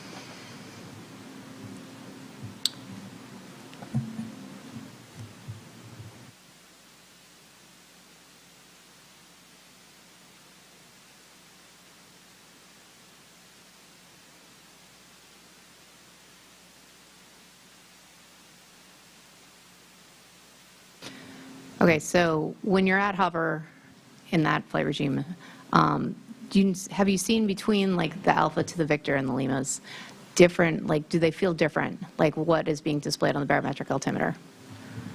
In my experience, I'm not referencing the barometric altimeter to hover. I would be glancing inside at the radar altimeter while at a hover. I would not be paying much attention to the barometric altimeter at a hover. Okay, thank you.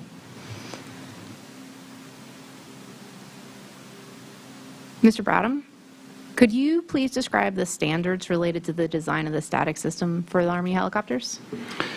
Yeah, absolutely. And I think it's important, of course, to point out again that the standards are very similar between military and civil, particularly the ones used for the Blackhawk.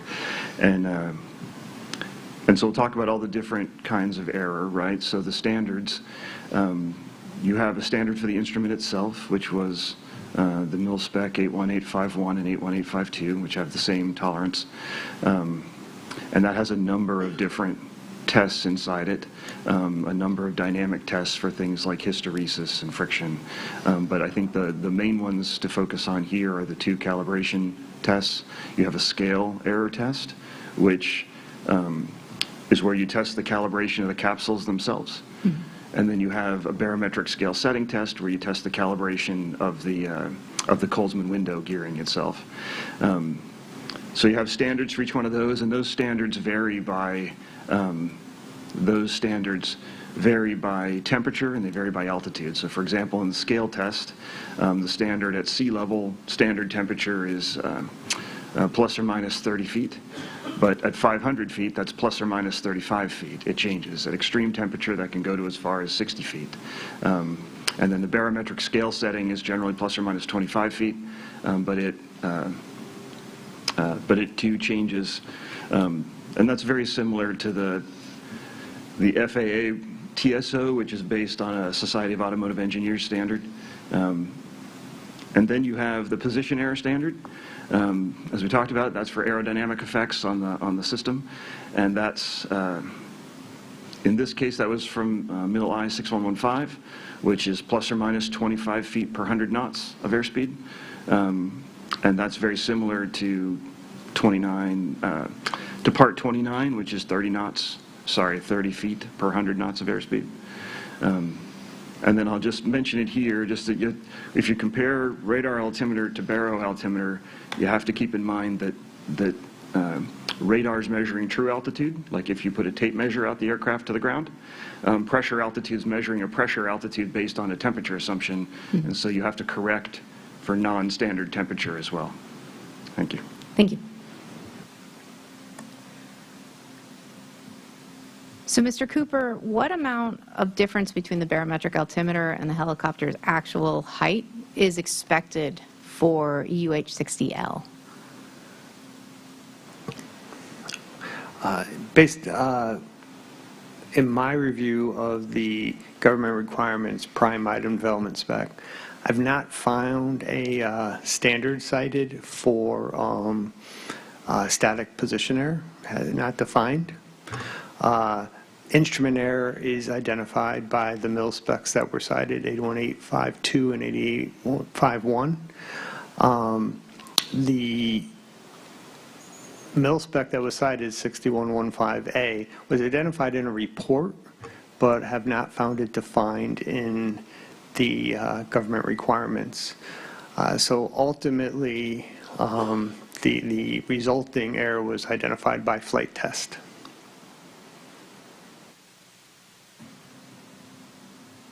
So those identified by flight tests, and we've kind of already talked about this a little bit, but the error changes at different regimes, in different flight regimes. So yes, the flight test data is presented as altitude error as a function of airspeed. So it is not necessarily constant number. And as in the report for the UH-60 Alpha, which the configuration is the same for the Lima, it is changing for the clean configuration, so I can't give you a singular number. For the configuration, it's called high drag. It's when the external stores support system, also called ESSS, and we often, at least in Sikorsky, call it ESSS, so there's a lot of acronyms used there in case I say it again. That also has a different static source error curve. That one is more consistent, though, and is a nominal above, I believe, 40 knots is a nominal 50 foot.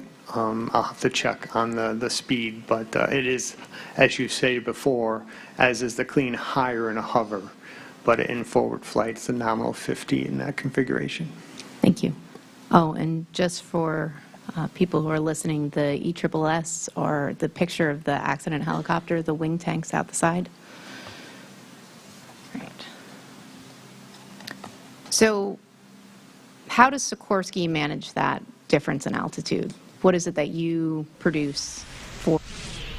Good morning, everybody. Time right now is 10:30. I'm Jane Monreal. Thanks for joining us here on Live Impact News on WCNC Plus, and we thank you for having the app on your smart TV, Roku, Fire, and Apple, and spreading the word as live content comes into the newsroom here at WCNC Charlotte, and we stream it right back out to you, including the NTSB 3-day hearing. Today is day one as they investigate that mid-air collision that happened outside of DCA about 6 months ago.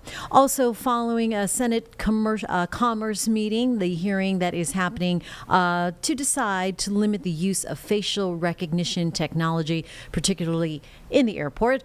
And as you may have heard, tsunami affecting an advisory for the United States, the coastal regions of Hawaii and California. Right now it looks relatively calm there in the darkness out of Honolulu.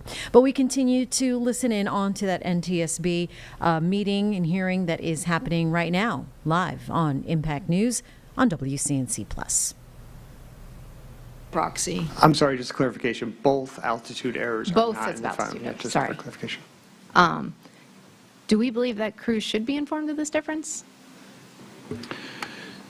So for the external store support system for ESSS, yeah, that level of position error between 80 knots and 100 knots of about 40 to 50 feet, that level of position error was identified, in the original qualification of the system. We verified that level of error exists through the L. We've looked for records of the discussion. At the time, there would have been an operator's manual content review board, and we've looked for a record of the discussion about altitude. We've not found a record of a discussion about whether, about a decision to include or exclude that information. I think it's important to put that information in context when you're thinking about what to provide to an aviator in particular error has no influence.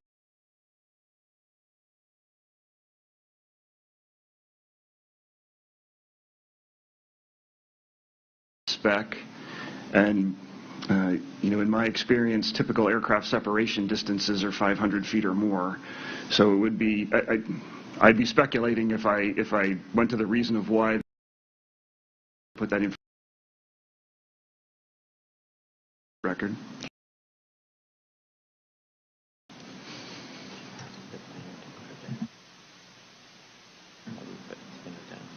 Now that it's been identified, do you plan on including it? I say we've been tasked by the program, the Airworthiness Authority has been tasked by the Program Office for Utility Helicopters to do the analysis, which we've done, and to provide a recommendation back, which is being done right now, which will then go to the PM office for their consideration as to how to whether and how to incorporate it into the manual. Thank you. Thank you. Mr. Bradham, do you have the time frame for when that will be completed? No, I can't speak to the program office in terms of the timeline. We've been... Steve, or Mr. Bradham, I can speak to that. I'm the Division Chief of the Utility Helicopter Programs Office. I was the one who tasked Mr. Bradham's organization to take a look at this issue. So typically we have a 30-day turnaround on tasks for the organization. We're about week 2 of that. And that's about the time we found out about this issue. And so we should have something back this fall at the latest. And then we'd be happy to keep you appraised of that status. Thank you. And I also ask that you bring your mic closer to you. Thank you. Will do. All right, Ms. Lewis. During our investigation, we saw the 80 to 130-foot differences between the barometric altimeters and then the radio and the geometric altitudes. Would you, as a pilot, consider this amount of difference impactful to your operation? In my experience, a difference in 80 feet or so between the radar altitude and the barometric altitude would not be cause for alarm. Generally, I'm relying more heavily on one altitude instrument versus the other, depending on what I'm doing and what altitude I'm at. So I'm generally not looking at both and trying to figure out the difference between the two, depending on what I'm doing on that particular flight.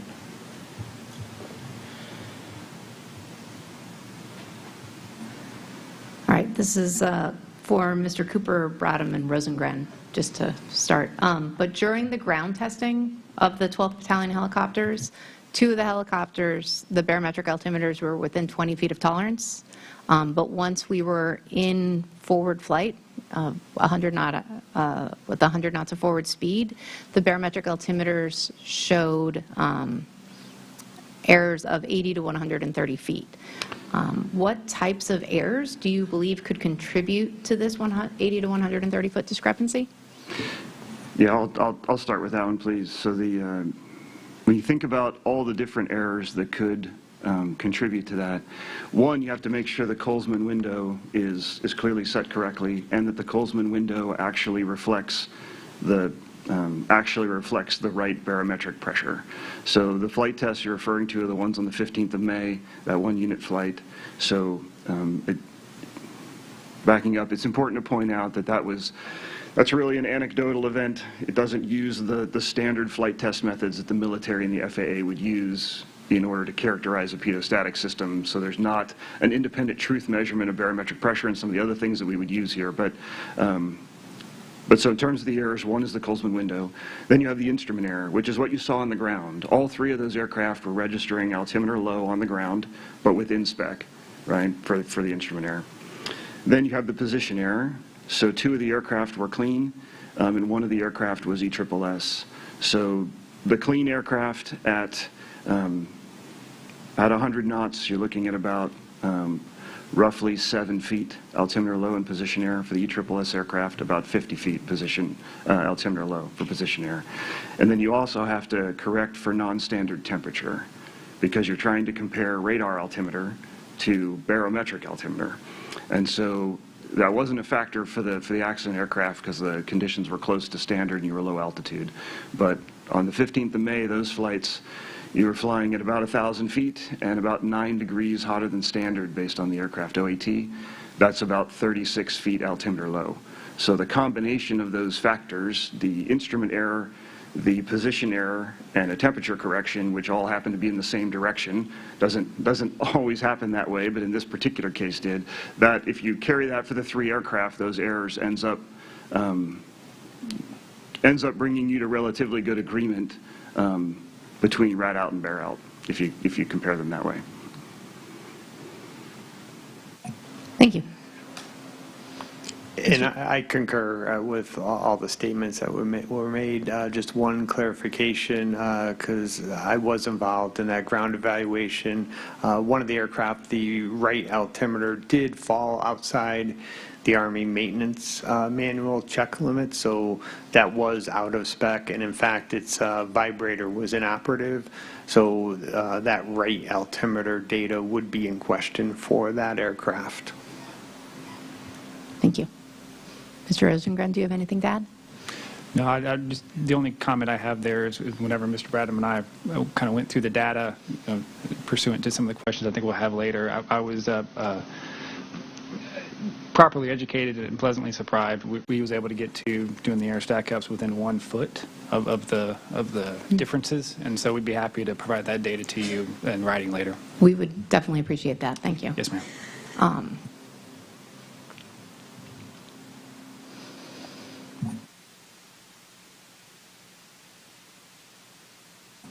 So continuing on that, and you were talking about how it is anecdotal, and we do recognize that 3 helicopters is quite a small data, it's a very small sample set, but it did line up with the existence of a possible wider discrepancy. Do you, and you have looked into that clearly, is there additional testing planned between the Army and Sikorsky?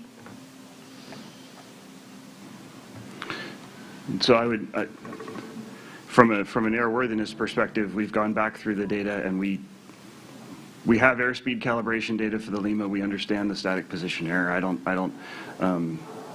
So we don't have any flight testing planned. I'd leave that to the program office if they have other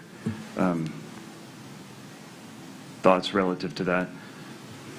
Yeah, no, as I mentioned earlier, I was as initial receipt of the data from the flight test and anecdotal flight test you mentioned, I wanted to look into it, and I asked Mr. Bradham's organization to please let's get together and try to understand what's going on here to see if there is an issue.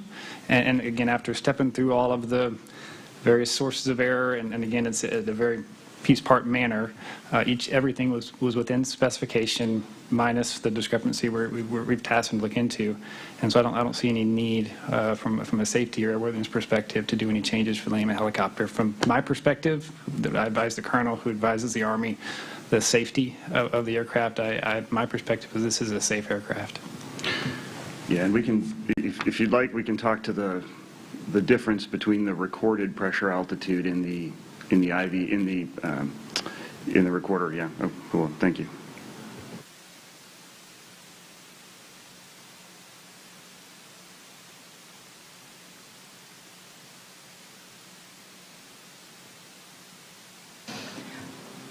So this conversation makes me conclude that this feels like this is an inherent limitation of a barometric altimeter. That based on all the information we've worked together and along with our Sikorsky friends, I believe this is the expected errors in an altimeter system. So when we provide that data to an aircrew, there should be an expectation, as I believe they're trained to have that expectation, plus minus 100 feet or so. Thank you very much. This is the end of my line of questioning, and Mr. Payne will begin next.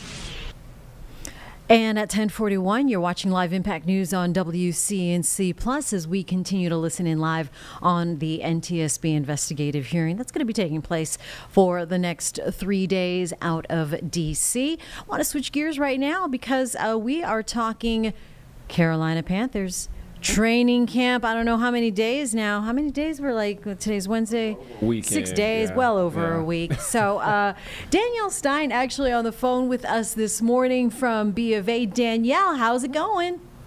It's going well. I believe it's day 7 is the lucky number today, but we are feeling good. It is actually, though, day 2 if you're using the metrics of days where they're in pads. So still kind of new in that regard because it's starting to feel a little bit more like real football out there.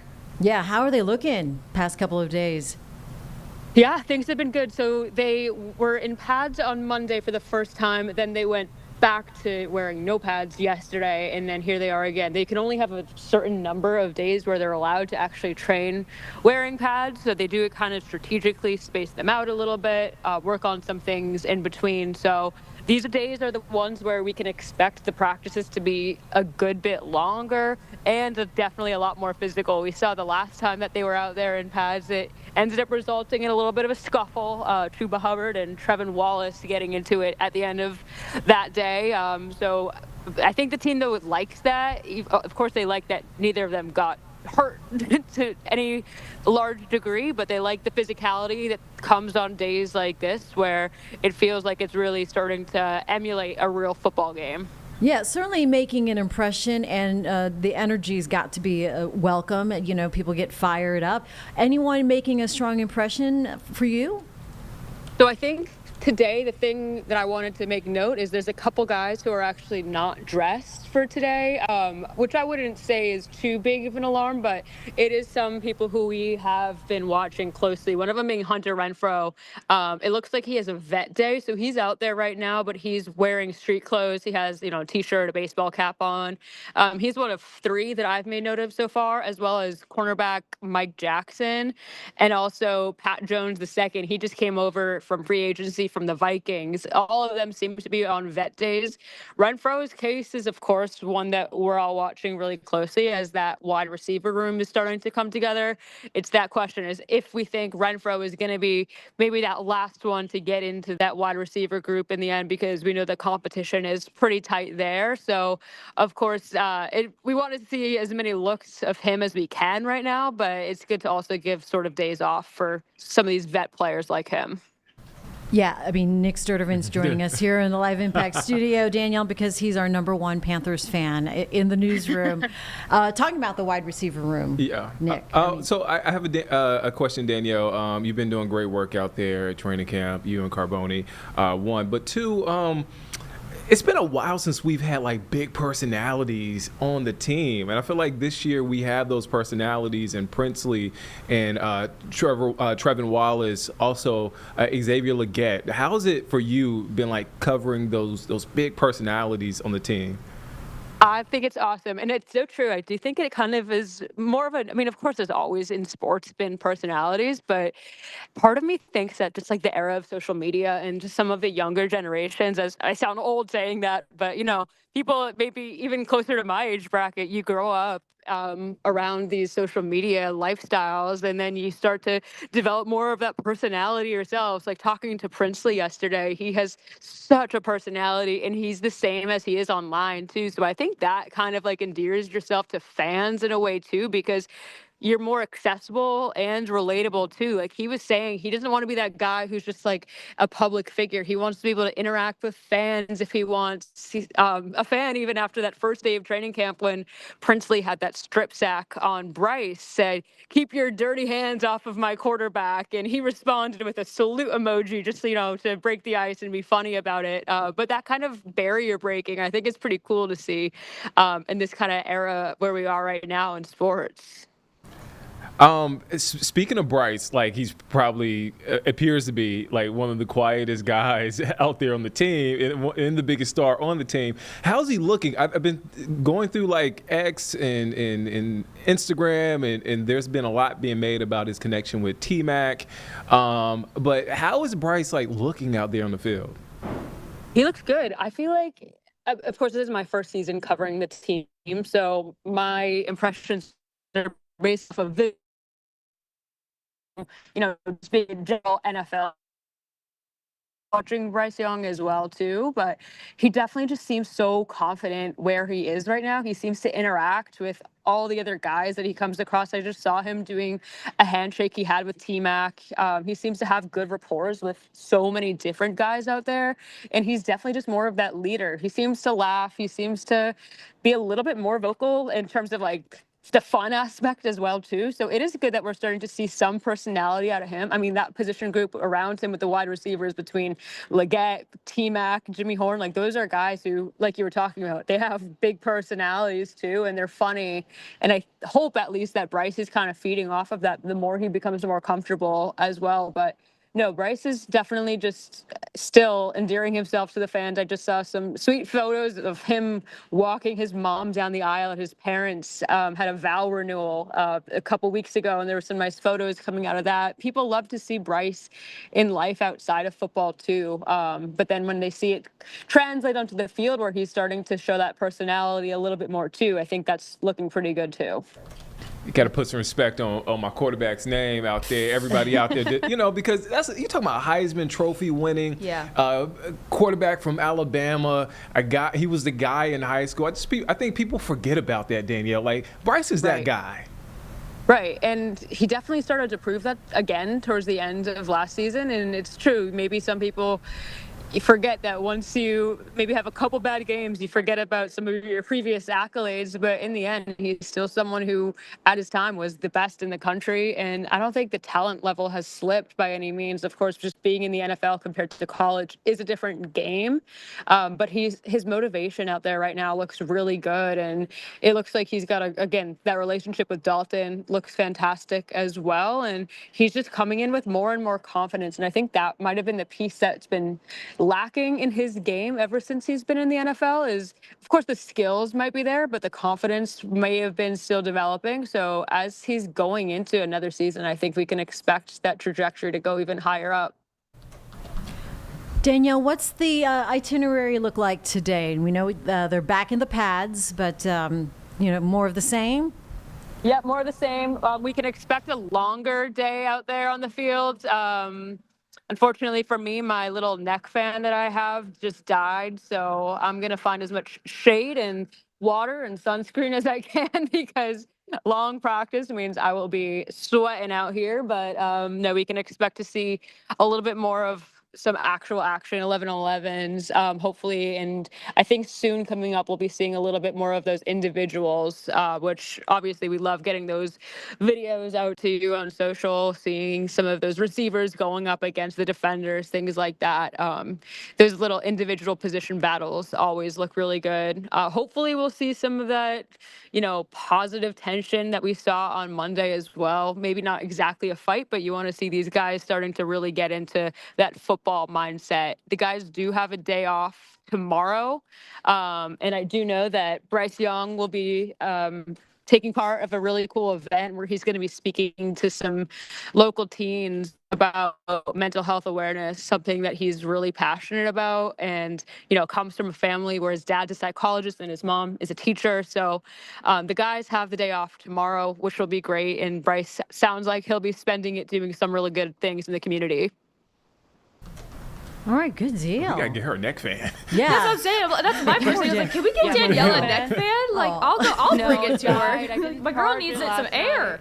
Oh, yeah, I forgot to charge it last night, and it's a struggle, but we find our shade when we can. I've got my little Stanley cup with like 40 ounces of water, so we're staying hydrated, and they take good care of us out here. So, but it's definitely a scorcher. It's at least a little bit cooler today. Yeah. Getting some relief. The thing is, it doesn't feel it. It doesn't matter, does it? I know. Easy for us to say. I'm cold in this freezing studio. in a studio right now. I've got my blanket. That's how cold it is. I know. Let's trade. Yeah, maybe for a moment before I thawed out. Danielle Stein, thank you for joining us this morning. Enjoy today. Stay safe. Seek the shade. We'll talk to you soon here on WCNC Charlotte. Most definitely. Thank you, guys. All right. Awesome. Good job as usual.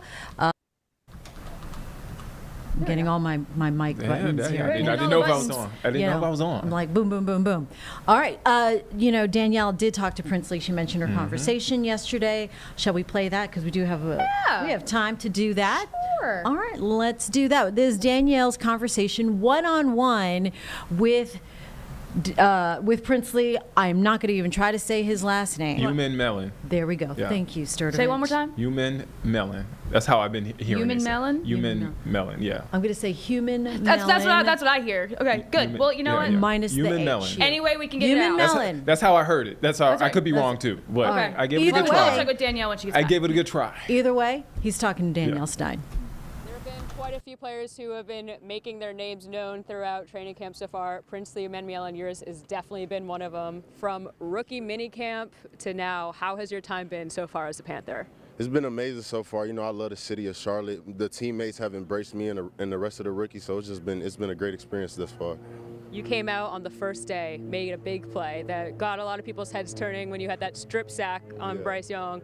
Did you come into camp with that mentality that you wanted to just make your mark really quick? Yeah, for sure. I always have big expectations for myself, like from the goals I had set for myself in college to now. I've always just wanted to always do big things, you know what I'm saying? Totally. Yeah. And even from draft night, I listened back to your calls with Dan Morgan, Dave Canales. You said, what took you so long? And in a couple years, you're going to want to break your pockets. Yeah. Where does this confidence come from? I don't know, man. I think it comes from my God-given ability, you know what I'm saying, and just having confidence in my game and just going out there and putting my product and putting the work in. I think that's where it comes from, just putting the work in and God. Has that always been part of you since you were in high school and college, between your time at Florida and then at Ole Miss? Or? To be honest, I wouldn't say so. I would say it probably came to me around my freshman year of college when I got to college, and I realized like my first day of practicing, I was like going crazy, and I just realized what type of talent I had. I guess that's when it started.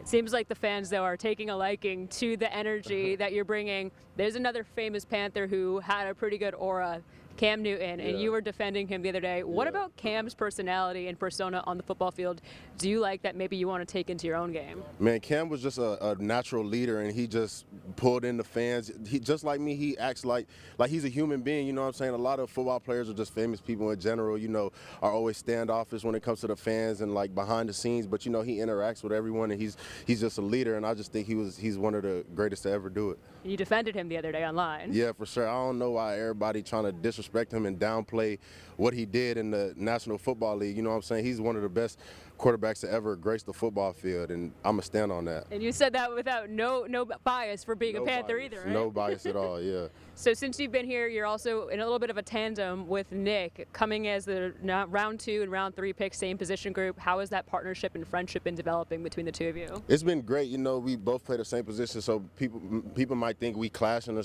things like that, but no, it's been amazing. You know, as soon as we came in together, we clicked off rip, and we've just been helping each other out day in and day out. There was that story early on of the two of you guys using chairs in that hotel lobby as linemen and kind of lining up about that. How is, your approach as like working off the field with him and just by yourself really helped you so far? You know, because we don't have enough time in the facility. You know, the NFL has limits as to how much time we could do things. So just doing that stuff whenever we can on our own free time is helped tremendously. You're coming into a defense that came off of not the best year, but there's a lot of promise now that there's new faces like you. How confident are you that you can help turn this defense around? Man, I'm really confident that I can make a mark and help the defense, you know, with my pass rushing skill set, and also just trying to be an every down player. I think I can bring a lot of juice and a lot of sacks to this defense.